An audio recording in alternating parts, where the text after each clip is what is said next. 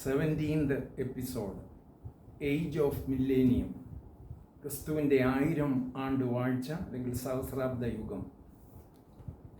തൻ്റെ മഹത്വ പ്രത്യക്ഷതയിൽ ഹർമോദോൻ യുദ്ധം ജയിക്കുന്ന കർത്താവായ യേശു തൻ്റെ സ്വന്തം ജനമായ ഇസ്രായേലിനെ വീണ്ടെടുത്ത് തൻ്റെ സഭയോടുകൂടെ ചേർക്കുന്നു. മൃഗത്തെയും കള്ളപ്രവാചകനെയും പിടിച്ചു കെട്ടി ഇരുവരെയും ഗന്ധം കത്തുന്ന തീപ്പൊയ്യിൽ ജീവനോടെ തള്ളിയിടുന്നു. തുടർന്ന് പിശാചും സാത്താനും എന്ന പഴയ പാമ്പായ മഹാസർപ്പത്തെ പിടിച്ച് 1000 ആണ്ടേക്ക് ചങ്ങലയിടും. തൻ്റെ ഭരണകാലത്ത് ഈ ഭൂമിയിൽ സാത്താൻ്റെ യാതൊരു സ്പർശനവും ഭൂമിയും ഭൂവാസികളെയും അനുഭവിക്കേണ്ടി വരികയില്ല. വെളിപ്പാട് 20:1 മുതൽ 3 വരെ നാം വായിക്കുന്നു. 1000 ആണ്ട് കഴിയുവോളും ജാതികളെ വഞ്ചിക്കാതിരിപ്പാൻ അവനെ അഗാധത്തിൽ തള്ളിയിട്ട് അടച്ചുപൂട്ടുകയും മീതെ മുദ്രയിടുകയും ചെയ്തു. അതിന് ശേഷം അവനെ അല്പകാലത്തേക്ക് അഴിച്ചുവിടേണ്ടതാകുന്നു. വെളിപ്പാട് പുസ്തകത്തിൽ 1000 ആണ്ട് വാഴ്ചയുടെ എല്ലാ ഭാഗങ്ങളും അതിൻ്റെ വിശദാംശങ്ങൾ തരുന്നില്ല. ആയത് വേദപുസ്തകത്തിലെ ഇതര പുസ്തകങ്ങളിൽ നിന്ന്, പ്രത്യേകിച്ച് പ്രവാചക പുസ്തകത്തിൽ നിന്ന് വേണം നമ്മൾ മനസ്സിലാക്കാനും പഠിക്കുവാനും. സഹസ്രാബ്ദ വാഴ്ചയ്ക്ക് പല പേരുകൾ തിരുവചനം നൽകുന്നുണ്ട്. ഒന്ന്, യുഗങ്ങളുടെ പൂർണ്ണത. എഫേസ്യർ 1:10. അത് സ്വർഗത്തിലും ഭൂമിയിലുള്ളതെല്ലാം പിന്നെയും ക്രിസ്തുവിൽ ഒന്നായി ചേർക്ക എന്നിങ്ങനെ കാലസമ്പൂർണതയിലെ വ്യവസ്ഥയ്ക്കായിക്കൊണ്ട് തന്നെ. 2, വരുവാനിരിക്കുന്ന യുഗം. വിശുദ്ധ മത്തായി 12:12. 3, ക്രിസ്തുവിൻ്റെയും ദൈവത്തിൻ്റെയും രാജ്യം. എഫേസ്യർ 5:3. ദുർനടപ്പുകാരൻ, അശുദ്ധൻ, വിഗ്രഹാരാധിയായ ദ്രവ്യാഗ്രഹി ഇവർക്കും ആർക്കും ക്രിസ്തുവിൻ്റെയും ദൈവത്തിൻ്റെയും രാജ്യത്തിൽ അവകാശമില്ല എന്ന് നിങ്ങൾ അറിയുന്നുവല്ലോ. 4, യഥാസ്ഥാനത്താകുന്ന കാലം. പ്രവൃത്തിയുടെ പുസ്തകം 3:21 ദൈവം ലോകാരംഭം മുതൽ തൻ്റെ വിശുദ്ധ പ്രവാചകന്മാർ മുഖാന്തരം അരുളി ചെയ്തതൊക്കെയും യഥാസ്ഥാനത്താകുന്ന കാലം. 5, ദൈവപുത്രൻ്റെ രാജ്യം. കൊലോസ്യർ 1:13 നമ്മെ ഇരുട്ടിൻ്റെ അധികാരത്തിൽ നിന്ന് വിടുവിച്ച് തൻ്റെ സ്നേഹസ്വരൂപനായ പുത്രൻ്റെ രാജ്യത്തിൽ ആക്കി വെക്കുകയും ചെയ്തു. സഹസ്രാബ്ദ വാഴ്ചയ്ക്ക് പ്രത്യേക ഉദ്ദേശമുണ്ട്. 1, ഭൂമിയിലുള്ള എല്ലാ മത്സരങ്ങളും അനീതിയും നിർമ്മാർജ്ജനം ചെയ്യാൻ. 2, ദൈവം അബ്രഹാമിന് കൊടുത്ത ഉടമ്പടി നിറവേറ്റുവാൻ. ഉൽപ്പത്തി 12:3. 3, സ്വർഗത്തിലും ഭൂമിയിലുള്ളതെല്ലാം ഒന്നാക്കാനായിട്ടാണ്. എഫേസ്യർ 1:10. 4, പാപം ലോകത്തിൽ കടക്കുന്നതിന് മുമ്പുള്ള എല്ലാ ദൈവീക പദ്ധതിയും നിറവേറ്റുവാനായിട്ടാണ്. 5, നീതിയോട് കൂടെയുള്ള ഒരു ദൈവിക രാജ്യം സ്ഥാപിക്കാൻ. ഹർമോദോൻ യുദ്ധത്തിൻ്റെ ഫലമായി മൂല പദാർത്ഥങ്ങൾ കത്തി അഴിഞ്ഞു പോകും. ഭൂമിയും അതിലുള്ള പണികളും തീയാൽ വെന്തുപോകും. 2 പത്രോസ് 3:10 നമ്മെ ഓർപ്പിക്കുന്നു. തന്മൂലം ഭൂമിയുടെ മുഖം വികൃതമാകും. എന്നാൽ കർത്താവിൻ്റെ ഭരണകാലത്ത് ഭൂമിക്ക് ദൈവത്തിൻ്റെ പരിശുദ്ധാത്മ സഹായത്താൽ രൂപാന്തരം വരും. എല്ലാ കൺമഷവും പാപവും നീങ്ങിപ്പോകും. പാപത്തിൻ്റെ ഫലമായി മുളച്ചു വന്ന മുള്ളും പറക്കാരയും ഇല്ലാതാകും. ദൈവത്തിൻ്റെ ആത്മാവ് ഭൂമിയുടെ മേൽ പരിവർത്തിക്കും. യെശയ്യാവ് 35:1 മുതൽ 7 വരെ വായിക്കുന്നുണ്ട്. മരുഭൂമിയും വരണ്ട നിലവും ആനന്ദിക്കും. നിർജ്ജന പ്രദേശം ഉല്ലസിച്ച് പനിനീർ പുഷ്പം പോലെ പൂക്കും. അത് മനോഹരമായി പൂത്ത് ഘോഷത്തോടുകൂടെ ഉല്ലസിക്കും. അന്ന് മുടന്തർ മാനിനെ പോലെ ചാടും. മരുഭൂമിയിൽ വെള്ളവും നിർജ്ജന പ്രദേശത്ത് തോടുകളും പൊട്ടിപ്പുറപ്പെടും. മരീചിയ ഒരു പൊയ്കയായും വരണ്ട നിലം നീരുറവയായും തീരും. ആകാശത്തു നിന്ന് വീണ സ്ഫോടനം, ബോംബുകൾ, ദൈവ ക്രോധത്തിൽ അയക്കപ്പെട്ട പ്രകൃതി സ്ഫോടനങ്ങളും കാരണം മനുഷ്യനിർമ്മിതമായ എല്ലാ പണികളും നശിക്കും. ഭൂമിക്ക് അടിയിലുള്ള കൽക്കരി, മണ്ണെണ്ണ, ഗന്ധകം ആദിയായവ മൂലം ഭൂകമ്പത്തിൻ്റെ ഫലമായി ഭൂമിയുടെ ഉപരിതലം നശിക്കും. അതെല്ലാം സഹസ്രാബ്ദ യുഗത്തിൽ രൂപാന്തരപ്പെടും. ഭൂമിക്ക് അടിസ്ഥാനത്തിൽ ദൈവം സ്ഥിരപ്പെടുത്തിയിരിക്കുന്നതുകൊണ്ട് ഭൂമിക്ക് മാറ്റം വരില്ല, പക്ഷേ ഉപരിതലങ്ങളെല്ലാം മാറിപ്പോകും. ലോകത്തിലെ ഏറ്റവും വലിപ്പം കൂടിയ സഹാറ മരുഭൂമി വീണ്ടും വികസിച്ചു വരുന്നതായി റിപ്പോർട്ട് ഉണ്ട്. മരുഭൂമിയിലെ കഠിന ചൂടിൻ്റെ ഫലമായി അതിർത്തി പ്രദേശത്തെ വൃക്ഷങ്ങളിലൊക്കെ ചെടികളെല്ലാം നശിക്കുന്നതായിട്ട് റിപ്പോർട്ട് പറയുന്നു. ഈ പ്രക്രിയ തടയുന്നതിന് മനുഷ്യർക്ക് ചെയ്യാവുന്ന എല്ലാ പ്രയത്നങ്ങളും ചെയ്തുകൊണ്ടിരിക്കുന്നു, പക്ഷേ ഫലം കാണുന്നില്ല. എന്നാൽ കർത്താവിൻ്റെ ഭരണകാലത്ത് മരുഭൂമി ഉദ്യാനമായി മാറും എന്ന് തിരുവചനം പറഞ്ഞിരിക്കുന്നു. ജിയോഗ്രഫിക്കൽ മാഗസീനിൽ ബിൽ ബ്രിൽറ്റർ എന്ന ശാസ്ത്രജ്ഞൻ ഇപ്രകാരം എഴുതി: ഇന്ന് ലോകത്തിലാകെയുള്ള ശുദ്ധജലം 50 മില്യൺ ക്യൂബിക് മൈലാണ്. ജിയോളജിക്കൽ സർവേയിൽ സഹാറ മരുഭൂമിയിൽ നടത്തിയ ഗവേഷണ ഫലമായി സഹാറ മരുഭൂമിയുടെ അടിയിൽ 150 മില്യൺ ക്യൂബിക് മൈൽ ശുദ്ധജലമുള്ളതായി കണക്കാക്കപ്പെട്ടിരിക്കുന്നു. ഒരു ഭൂകമ്പം മുഖാന്തരം ഈ ശുദ്ധജലം വെളിയിലേക്ക് വരാം എന്ന് അവർ അഭിപ്രായപ്പെടുന്നു. ഇത് കർത്താവിൻ്റെ ഭരണകാലത്ത് സംഭവിക്കും. യെശയ്യാവ് 41:18 പറയുന്നു: ഞാൻ പാഴ്മലകളിൽ നദികളെയും താഴ്വരകളുടെ നടുവിൽ ഉറവുകളെയും തുറക്കും. മരുഭൂമിയെ ഞാൻ നീർപ്പൊയ്കയും വരണ്ട നിലത്തെ നീരുറവയുമാക്കും. കർത്താവിൻ്റെ നീതിയുള്ള ഭരണകാലത്ത് നീതി അവൻ്റെ നടുക്കെട്ടും വിശ്വസ്തത അവൻ്റെ അരക്കച്ചയുമായിരിക്കും എന്ന് യെശയ്യാ പ്രവാചകൻ 11:4-9 വരെ വായിക്കുന്നു. അവൻ ദരിദ്രന്മാർക്ക് നീതിയോടെ ന്യായം പാലിച്ചു കൊടുക്കും. ദേശത്തിലെ സാധുക്കൾക്ക് നേരോടെ വിധി കൽപ്പിക്കുകയും ചെയ്യും. ചെന്നായ കുഞ്ഞാടിനോടുകൂടെ പാർക്കും, പുള്ളിപ്പുലി കോലാട്ടുകുട്ടിയോടുകൂടെ കിടക്കും. പശുക്കിടാവും ബാലസിംഹവും തടിപ്പിച്ച മൃഗവും ഒരുമിച്ച് പാർക്കും. ഒരു ചെറിയ കുട്ടി അവയെ നടത്തും. മുല കുടിക്കുന്ന ശിശു സർപ്പത്തിൻ്റെ പൊതിങ്കൽ കളിക്കും. മുലകുടി മാറിയ പൈതൽ അണലിയുടെ പൊത്തിൽ കൈയിടും. സമുദ്രം വെള്ളം കൊണ്ട് നിറഞ്ഞിരിക്കുന്ന പോലെ ഭൂമി യഹോവയുടെ പരിജ്ഞാനം കൊണ്ട് പൂർണ്ണമാകും. തന്മൂലം ദൈവത്തിൻ്റെ വിശുദ്ധ പർവ്വതത്തിലെങ്ങും ഒരു ദോഷമോ നാശമോ ആരും ചെയ്യുകയില്ല. ഇരമ്യാ പ്രവാചക പുസ്തകം 33:15-16 യെശയ്യാവ് 32:1 ഈ ഭരണത്തെ മുന്നിൽ കണ്ട് പ്രവചിച്ചിട്ടുണ്ട്. പ്രകാരം വായിക്കുന്നുണ്ട്: ഒരു രാജാവ് നീതിയോടെ വാഴും, പ്രഭുക്കന്മാർ ന്യായത്തോടെ അധികാരം നടത്തും.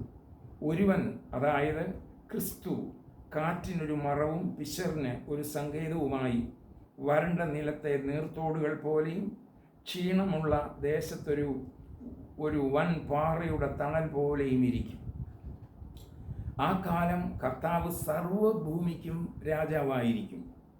അന്ന് യേശുവിൻ്റെ നാമത്തിൽ സ്വർലോകരുടെയും ഭൂലോകരുടെയും അധോലോകരുടെയും മുഴങ്കാലൊക്കെയും മടങ്ങും. എല്ലാ നാവും യേശു കർത്താവ് എന്ന് പിതാവായ ദൈവത്തിൻ്റെ മഹത്വത്തിനായിട്ട് ഏറ്റുപറയും എന്ന് ഫിലിപ്പിയ ലേഖനം 2:10-11 എഴുതിയ വചനവും നിവർത്തിയായിത്തീരും. അന്ന് യെരൂശലേം എല്ലാവരുടെയും ആരാധന കേന്ദ്രമായിരിക്കും. സഹസ്രാബ്ദ വാഴ്ചയിൽ യെരൂശലേം ലോക തലസ്ഥാനമായിരിക്കും.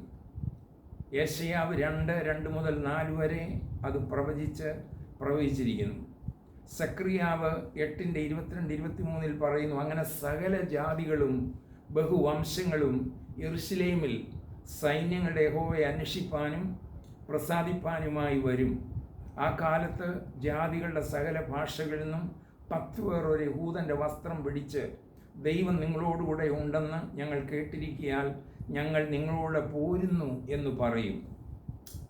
സക്രിയാവ് 14:16 എന്നാൽ യെരൂശലേമിന് നേരെ വന്ന സകല ജാതികളിലും ശേഷിച്ചിരിക്കുന്ന ഏവനും സൈന്യങ്ങളുടെ യഹോവയായ രാജാവിനെ നമസ്കരിപ്പാനും കൂടാര പെരുന്നാൾ ആചരിപ്പാനും ആണ്ടുതോറും വരും. സഹസ്രാബ്ദ യുഗത്തിൽ വിഗ്രഹാരാധന കാണുകയില്ല. മലിനാത്മാവും കള്ള പ്രവാചകരും വിഗ്രഹാരാധികളും ഉണ്ടായിരിക്കുകയില്ല. സക്രിയ പ്രവാചക പുസ്തകം 13:1 മുന്നമേൽ അത് പറഞ്ഞിരിക്കുന്നു. അന്നാളിൽ ഞാൻ ദേശത്ത് നിന്ന് വിഗ്രഹങ്ങളുടെ പേർ ഇല്ലാതാക്കും, ഇനിയും അവയെ ഓർക്കയില്ല. ഞാൻ പ്രവാചകന്മാരുടെയും മലിനാത്മാവിനെയും ദേശത്ത് നിന്ന് നീക്കിക്കളയും എന്ന് യഹോവയുടെ അരുളപ്പാട്. സഹസ്രാബ്ദ വാഴ്ചയിൽ ദൈവിക ഭരണം പൂർണ്ണമായി നടപ്പാകും. സഹസ്രാബ്ദ വാഴ്ചയിൽ ദൈവം വിഭാവന ചെയ്തത് പ്രത്യേകിച്ച് യെശയ്യാവ് മുൻകൂട്ടി പ്രവചിച്ചിരിക്കുന്നു. യെശയ്യാവ് 2:2-4 വരെ, അന്ത്യകാലത്തെ യഹോവയുടെ ആലയമുള്ള പർവ്വതങ്ങളുടെ ശിഖരത്തിൽ സ്ഥാപിതവും കുന്നുകൾക്ക് മീതെ ഉന്നതവുമായിരിക്കും. സകല ജാതികളും അതിലേക്ക് ഒഴുകിച്ചെല്ലും. സിയോനിൽ നിന്ന് ഉപദേശവും യെരുശലേമിൽ നിന്ന് യഹോവയുടെ വചനവും പുറപ്പെടും. അവൻ, അതായത് യേശുക്രിസ്തു, ജാതികളുടെ ഇടയിൽ ന്യായം വിധിക്കുകയും ബഹുവംശങ്ങൾക്ക് വിധി കൽപ്പിക്കുകയും ചെയ്യും. സഹസ്രാബ്ദ വാഴ്ചകാലത്ത് ഭക്ഷണ സാധനങ്ങൾ സുലഭമായിരിക്കും. ഭക്ഷ്യക്ഷാമം ഉണ്ടാകുകയില്ല. വൃക്ഷങ്ങളെല്ലാം ഫലം തരും. യെഹെസ്കേൽ മുന്നമേ കണ്ടു. 47:5 മുതൽ വായിക്കുന്നു. ഞാൻ മടങ്ങി വന്നപ്പോൾ നദീതീരത്ത് ഇക്കരെയും അക്കരെയും അനവധി വൃക്ഷം നിൽക്കുന്നത് കണ്ടു. വെള്ളം അവിടെ വന്നതുകൊണ്ട് ഏറ്റവും വളരെ മത്സ്യം വളരുന്നു. നദീതീരത്ത് ഇക്കരെയും അക്കരെയും തിന്മാൻ തക്ക ഫലമുള്ള സകല വൃക്ഷങ്ങളും വളരും. അവയ്ക്ക് ഇല വാടുകയില്ല, ഫലം ഇല്ലാതെ പോകുകയില്ല. ഈ കാലത്ത് സാമ്പത്തിക ഭദ്രത എല്ലാവർക്കും ഒരുപോലെയായി അനുഭവിക്കും. എല്ലാവർക്കും പൂർണ്ണ രക്ഷ ലഭിക്കും. യെശയ്യാവ് 30:23 പ്രത്യേകം പറയുന്നു, നീ നിലത്ത് വിതയ്ക്കുന്ന വിത്തിന് മഴയും നിലത്തിലെ വിളയായ അപ്പവും അവൻ നിനക്ക് തരും. അത് പുഷ്ടിയും സമൃദ്ധിയുമുള്ളതായിരിക്കും. അന്ന് നിന്റെ കന്നുകാലികൾ വിസ്താരമായ മേച്ചിൽ പുറങ്ങളിൽ മേയും.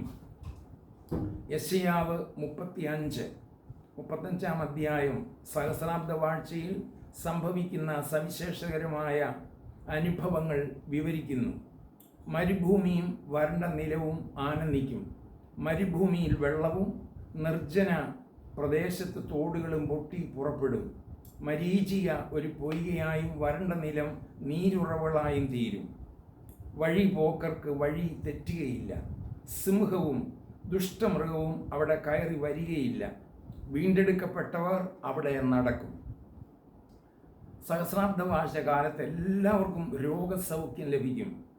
യഹോവ തൻ്റെ ജനത്തിൻ്റെ മുറിവ് കെട്ടുകയും അവരുടെ അടിപ്പിണർ പൊറുപ്പിക്കുകയും ചെയ്യും. ഈ യുഗത്തിൽ എല്ലാവർക്കും സമാധാനം ലഭിക്കും. യുദ്ധം ഉണ്ടാകുകയില്ല.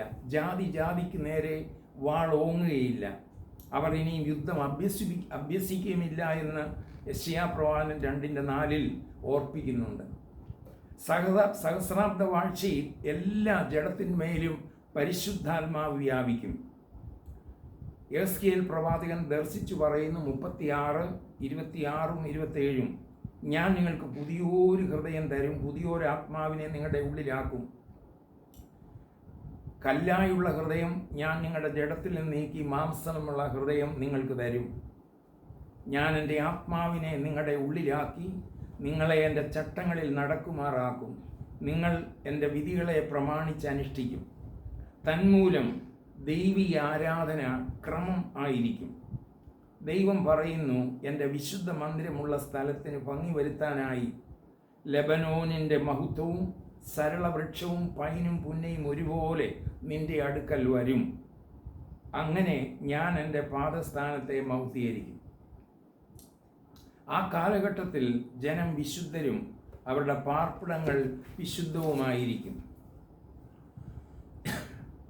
സക്രിയ പ്രവാചകനെ കൊണ്ട് ദൈവം പറയിക്കുന്നു 8:3, ഞാൻ സിയോനിലേക്ക് മടങ്ങി വന്ന് യെരുശലേമിൻ്റെ മധ്യയെ വസിക്കും.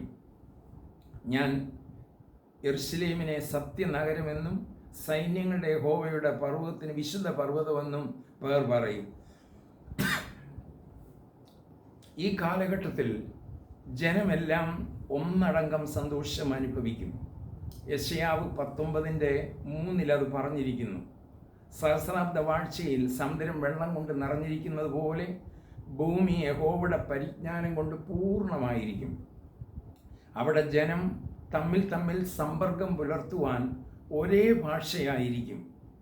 സെഫന്യ പ്രവാചകൻ അത് വെളിപ്പെടുത്തി 3:9 ജനത്തിനേക മനസ്സോട് ദൈവത്തെ സേവിക്കേണ്ടതിന് ഞാൻ അവർക്ക് നിർമ്മല അധരങ്ങളെ വരുത്തും. അന്ന് ഭൂമിക്ക് വെളിച്ചക്ഷാമം ഉണ്ടാകുകയില്ല. സൂര്യൻ്റെയോ ചന്ദ്രൻ്റെയോ വെളിച്ചം ആവശ്യമില്ല. ചന്ദ്രനും സൂര്യനും ഒരിക്കലും അസ്തമിക്കുകയുമില്ല. അതിനെ വെല്ലുന്ന ദൈവത്തിൻ്റെ നിത്യപ്രകാശം ഭൂമിയിൽ രാപ്പകൽ വർഷിച്ചു കൊണ്ടിരിക്കും. യെശയ്യാ പ്രവാചകൻ 60:20 പറഞ്ഞിരിക്കുന്നു. ജനത്തിന് സെക്യൂരിറ്റി ആവശ്യമില്ല. ദൈവം അവർക്ക് ചുറ്റും തീമതിലായിരിക്കും. സെക്കറിയാവ് 2:5 പറഞ്ഞിരിക്കുന്നു.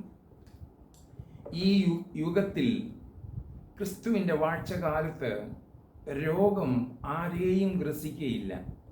രോഗവും കഷ്ടതയും വേദനയും ശാപവും മാറിപ്പോവും. എല്ലാവർക്കും ആരോഗ്യവും സൗഖ്യമുള്ളവരാകും. യെശയ്യാവ് 33:24 അത് വെളിപ്പെടുത്തിയിരിക്കുന്നു. ദീനം എന്ന് യാതൊരു നിവാസിയും പറയുകയില്ല. അതിൽ പാർക്കുന്നവരുടെ അകൃത്യം മോചിക്കപ്പെട്ടിരിക്കും. ഈ സഹസ്രാബ്ദ യുഗത്തിൽ എല്ലാവർക്കും ദീർഘായുസ് ലഭിക്കും. യെശയ്യാവ് 65:20 പറയുന്നു, ഏറെ ദിവസം മാത്രം ജീവിക്കുന്ന കുട്ടിയും ആയുസ് തികയാത്ത വൃദ്ധനും അവിടെ ഉണ്ടാകുകയില്ല. എല്ലാവരും തങ്ങളുടെ അധ്വാന ഫലം തിന്നും, ആരും പിടിച്ചു പറിക്കുകയില്ല. യെശയ്യാവ് 62:8 പറയുന്നു. ഈ യുഗത്തിൽ ദൈവത്തിൻ്റെ സമ്പൂർണമായ സംരക്ഷണത്തിൽ ഏവർക്കും പാർക്കാൻ കഴിയും. അവർ ആയിരിക്കുന്ന ദേശത്ത് നിന്ന് അവരെ ആരും ഇനിയും പറിച്ചു കളയില്ല. അവർ പട്ടണങ്ങളെ പണിത് പാർക്കുകയും മുന്തിരിത്തോട്ടങ്ങൾ ഉണ്ടാക്കി ഫലം അനുഭവിക്കുകയും ചെയ്യും എന്ന് യെശയ്യാ പ്രവാചകൻ 62:8 പറയുന്നു. പ്രിയരെ, അങ്ങനെ 1000 ആണ്ട് ക്രിസ്തുവിൻ്റെ വാഴ്ചയ്ക്കായിട്ട് ഭൂമി കാത്തിരിക്കുകയാണ്. ഭൂമി ക്രിസ്തുവിൻ്റെ ഭരണത്തിൻ്റെ കീഴിൽ സമാധാനവും നീതിയും അനുഭവിക്കും. അപ്പോസ്തലനായ വിശുദ്ധ റോമർക്കെഴുതിയ ലേഖനം 8:20 വിശുദ്ധ പൗലോസ് മുന്നമേ ഇത് കണ്ട് ഇപ്രകാരം പറഞ്ഞിരിക്കുന്നു: സർവ സൃഷ്ടിയും ഒരുപോലെ ഈ യുഗത്തിനു വേണ്ടി കാത്തിരിക്കുന്നു. സൃഷ്ടി ദ്രവത്വത്തിൻ്റെ ദാസ്യത്തിൽ നിന്ന് വിടുതലും ദൈവമക്കളുടെ തേജസ്സാകുന്ന സ്വാതന്ത്ര്യവും പ്രാപിക്കുമെന്നുള്ള ആശയോടെ മായയ്ക്ക് കീഴ്പ്പെട്ടിരിക്കുന്നു. ഈ യുഗം സുദീർഘമായ കാലഘട്ടമാണ്.